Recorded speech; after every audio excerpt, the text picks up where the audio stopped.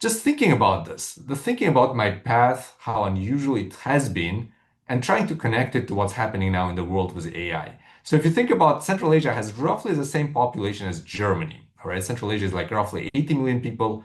Germany have roughly 83 million people. And if you were in my position and you would look around, you would see that Germany is a major contributor to global AI research, but Central Asia is almost invisible. And here I just put one metric, so I just downloaded adjusted research publication. If you look into this metric all the way to like 80 something countries, you don't see a single Central Asian country. And of course, it's clear that US and China dominate. Those two are very different than the rest. But then you see other countries, the second countries like UK, Germany, Canada, Singapore, many of them smaller than Central Asia. Some of them are the same size as Central Asia, being pretty visible. Now, if you look at the fundamentals, the situation is quite interesting. So the region, so Central Asia, is very large and resource rich. I mean, we can argue about how equally those resources distributed, but still, it's a very rich region by large, if you look at it. It has very young population. Median age is less than 30. So you can look at this curve, which tries to look at prediction, and you can see 30 is here. So the median age of the countries is relatively low. And it has strong education in math and physics, and we all kind of feel it. And with social media, I see it more and more as, math competition, Olympiads, everything is becoming very popular, right? So in some dimension, it's actually quite better positioned than countries that dominate global AI research. But then if you look at outcomes, how can we measure it? So publications, labs, president's top conferences, the region is almost absent. So here I just took NeurIPS 2025. So NeurIPS is one of my favorite conferences. It's one of the top 3 conferences in AI. And I put the things they published last year, where they put all the kind of top participants. And you can see this left-hand chunk is China. It's big and dominant, like a lot of Chinese universities.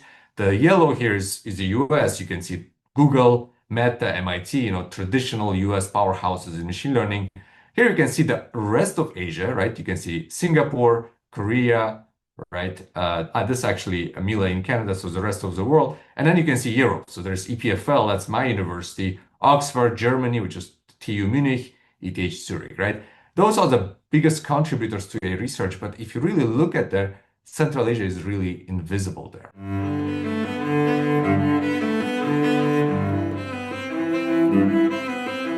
The answer from my perspective is actually very simple, and this is something I think relates from both system perspective, but also individual perspective as humans. The difference is not talent. I don't think talent is a problem. It's whether there is a system that converts talent into research output. And that's basically, from my experience, comes down to 3 things. And those 3 things I want to discuss. The first thing is visibility. The second is access. And third is feedback loops. And I think it's very important we kind of go over those 3 things. All right. So visibility, what do I mean by it? So visibility means you cannot aim for something you don't see. And this is one of the reasons I try to be active on social media. And for this one, let me tell a quick story. And the story is from David Foster Wallace, and I shared it recently on social media as well. 2 young fish are swimming in the sea, and then across them comes an older fish and asks, "Hey guys, how's the water?"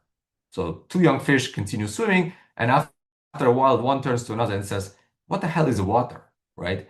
And David Foster Wallace used this as a metaphor to mention what I want to talk about, which is visibility of things we can see. So if you're in a milieu, in a place, you don't always see what's a reality. You see the projection of the reality, okay? The point is very simple. The most important things around us are often the hardest to see. If nobody around it publishes at the top AI conferences, then those things don't feel like real options.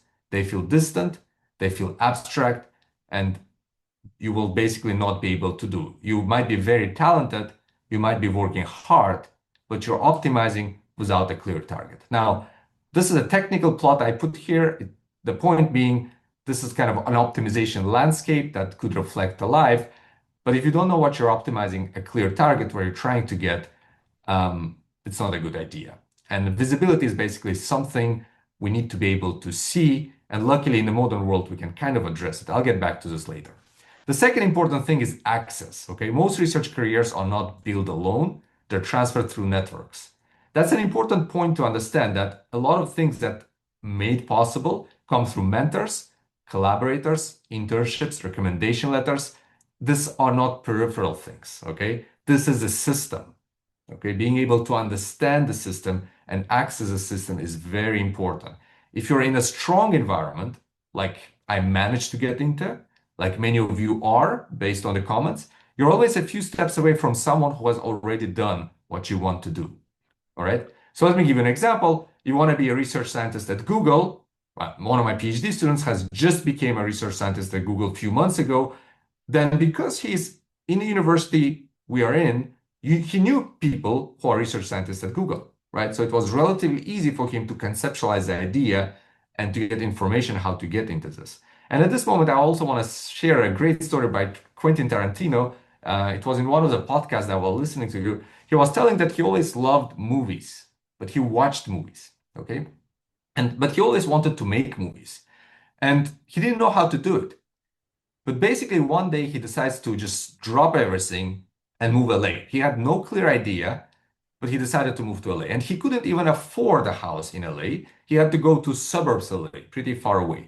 But what he says is that suddenly it gave him possibility to meet right people, start writing scripts, and he started basically talking to people who were in the movie industry. And if you listen to the podcast, I highly recommend. I can try to dig it out. He basically says that basically suddenly turned him from a movie lover to a movie maker. He's something he wanted to do, but before he moved to LA, he just didn't have the right access. Okay, outside of that system, you are much further away. Okay, and if you don't, and often you don't even know what the steps are to get started. All right, the third one is probably the most important. It's a combination of visibility and access. It's a feedback loop. So this is where things really diverge. So once you enter a strong system, progress starts to compound. Okay, what do I mean by this? Well, if you're in a strong system, you work with strong people. If you work with strong people, you learn faster. If you learn faster, you produce better work. If you produce better work, you get more opportunities. If you get more opportunities, you work with strong people, right? And this loop just keeps on reinforcing itself. This is called a feedback loop. And if you're in the system, you will not, without even realizing, you start getting better. And by the way, this doesn't apply only to people. It applies to countries. It applies to regions. It applies to everything. Once there is this feedback loop, things become unbeatable. And this is what probably makes the US pretty unique in many ways. All right.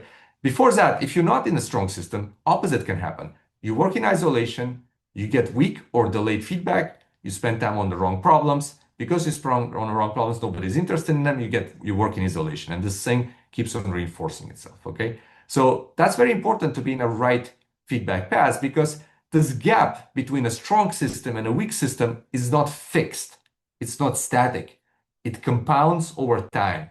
Small things get added to other things, and the reaction gets bigger and bigger and bigger. And this is why for countries in Central Asia, it's so hard to catch up with countries like United States, Germany, and so on, because this feedback loop just keeps pushing those countries forward, and the gap just can growing.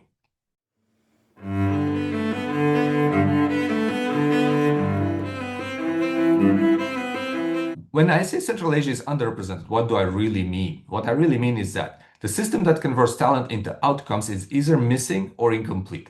So the real question is not whether talent exists, which we know it does.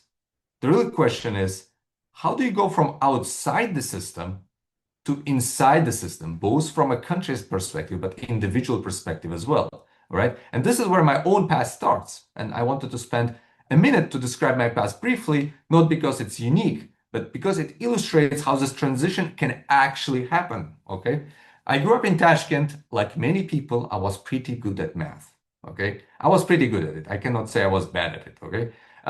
Which in our system usually means I solve problems, but you don't actually know where that leads, okay? You know you're pretty good at math, but you don't know what to do with it, okay? And the first major transition was leaving Tashkent And pretty early, I realized that I needed to do that. I was 17 years old at Westminster University, where I realized that I needed to enter a much stronger academic system. And luckily, it happened to be EPFL, but there are many other schools that are as strong as EPFL. It just at that time, that was a school that admitted me and that gave me a chance. And this is where something important happened. Suddenly, I could find opportunities everywhere without really trying too much. I studied well, but suddenly I could do research. I could meet professors. I could see that being good at math can translate to doing something interesting with it. Okay? At the beginning, of course, I optimized for the wrong things because, again, I was naive, I was lost. I thought research was about being smart, working hard, eventually figuring things out. Don't get me wrong, those are important. But in reality, it's a lot about choosing the right problems, having a good taste, getting continuous feedback.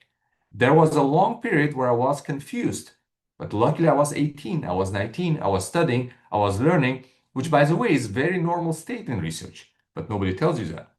You can work on something for months and still not know if the question is even well defined. Okay? So the first real progress didn't come from working harder, it came from better alignment with the system. Okay? I started getting better problems. Okay? I started hearing about internships. I started hearing things I can do. I started getting better guidance. Here I put photograph of one of my mentors who had probably one of the biggest influences in my life. It's Martin Vetterli. He was later a professor at EPFL, but at that time he was just a professor in computer science, and he was very generous with his feedback, and his feedback allowed me to navigate the system pretty well. Once that happened, things started moving faster and faster. Through Martin Vetterli, through his students, I managed to get a chance to go to MIT. That's a dream for many engineers, right? At some point, I realized something simple. This is not a random process. This is a structure. This is how research careers really evolve. Okay? And once you understand that structure, the probabilities change dramatically. The probability of becoming a top-notch researcher go from zero to something positive, something achievable.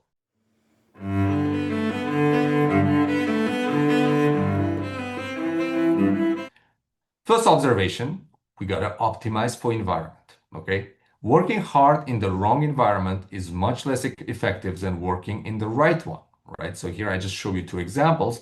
If you're working hard in a place which doesn't have universities, but you want to do engineering, you can work as hard as you want, but it will be very hard to do high-end research in engineering.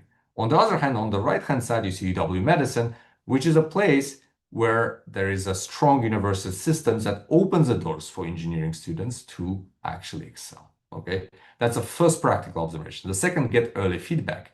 Don't spend months optimizing in isolation. One good piece of feedback can save you weeks. All right. So this is a good thing to keep in mind, that you don't have to be working in a cave. You can actually reach out to people, and through the association like the one we're participating today, that can actually give you access to many people who know what you're going through, but can give you the right feedback. All right, the third is learn how the system works, how papers are written, how collaborations are formed, how people get opportunities. And this is much easier now than when I was a student, because now there is a social media. And one of the reasons I open threads and I actively participate is because I can actually write about the system. Sometimes it looks like naive or banal for some people, but it is not, because there are many people who are interested, don't even know where to get the first source of information. And in my opinion, this is rarely taught, but it is critical. We got to understand the systems to be able to excel in them. 4, don't confuse intelligence with progress. Many smart people get stuck because they work on the wrong problems. I remember when I asked my advisor, PhD advisor, what is the best PhD student he can imagine? He said the best skill for PhD is not getting stuck. All right. So you can be very intelligent, but if you're not resourceful, that's my favorite word in English, you might get stuck. But instead, you might get stuck in a wrong problem. So it's a very important skill. And the fifth advice is be patient with confusion. If you're not confused, you're probably not aiming high enough. And especially in research, confusion is the reality. It's not the afterthought. It's a main part of the research enterprise.